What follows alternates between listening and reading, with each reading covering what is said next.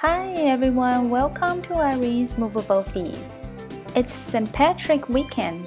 I will show you a few signature Irish American recipes. The soda bread I make today has a lot of additional ingredients, so it's very aromatic. Let's learn how to make it. A lot of ingredients, so you want to weigh everything before you start baking. We will have to prepare the rum raisins the day before the baking so that it can soak the rum overnight. Add the rum and raisins into a small saucepan. Use a spoon to separate the raisins and make sure that all the raisins are covered by the rum. Bring it to boil. Simmer for 30 seconds and then cover the lid. Let the raisin macerate for at least 4 hours, but preferred overnight. On the day of baking, prepare 2 mixing bowls. In the big mixing bowl, mix all the dry ingredients, including all the flours, baking soda, salt, and rosemary. Mix them well. I fast forward most of the simple parts. Now this is the tricky part and it's very important.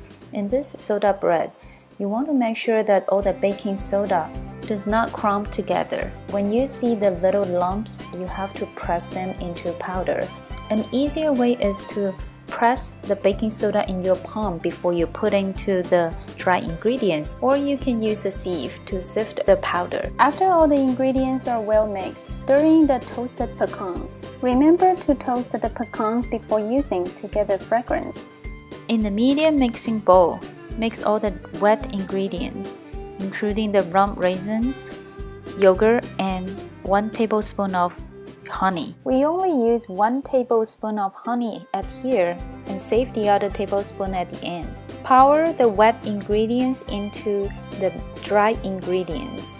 You can use a silicone spatula to help you release all the wet ingredients into the dry ingredients. Do not waste the wet ingredients because the proportion has to be precise. Use a spatula to stir all the ingredients together, and you want to stir until the ingredients are too stiff to stir. They will kind of look like snowflakes and you will wonder if they can really stick together. But this is normal, and let's see how to deal with it. Clean your hand because now we need to use your hand to bring all the ingredients together in the bowl. You want to create a dough that is soft and moist but not too wet. Do not press too hard because we are not kneading. If you find out it's still kind of hard to bring all the ingredients together, you can start to add some yogurt, 1 teaspoon at a time. Do not add too much. After you add the yogurt, try to bring those dry ingredients that is hard to stick in this dough so that they can incorporate. Because different brand and different kind of flour might work differently. Dust flour on a board and clean and dry your hand. We will knead on this board.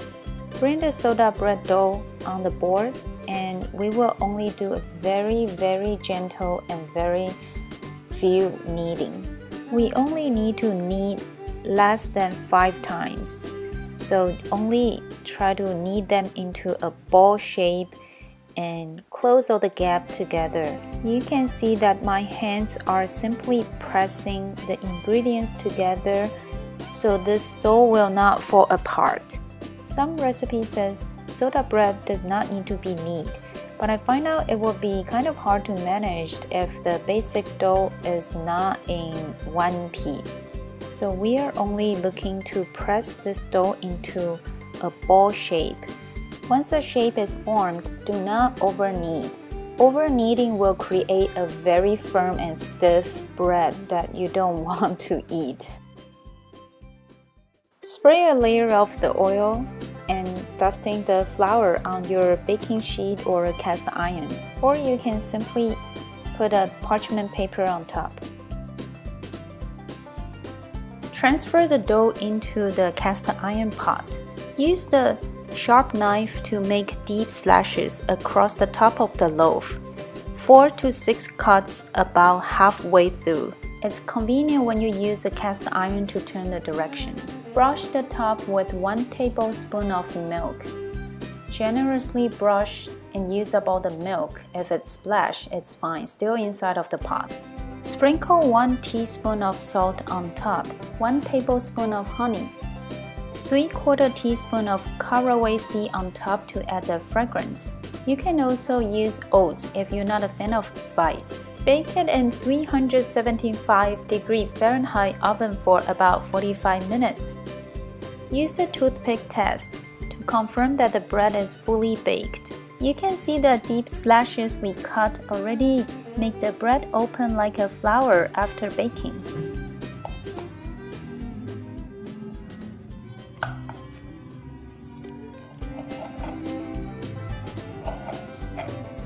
We cut the bread inside of the pot directly because this cast iron is very durable and it's essentially iron, so you can directly cut it with knife.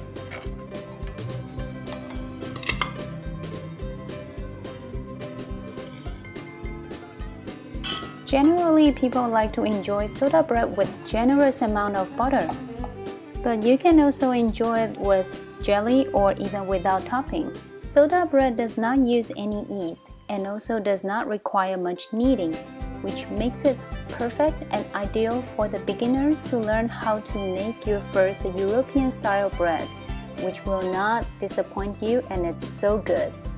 Please give me a thumbs up and follow my channel and website. Thank you for watching. The next series is Shepherd's Pie. Happy St. Patrick's Day!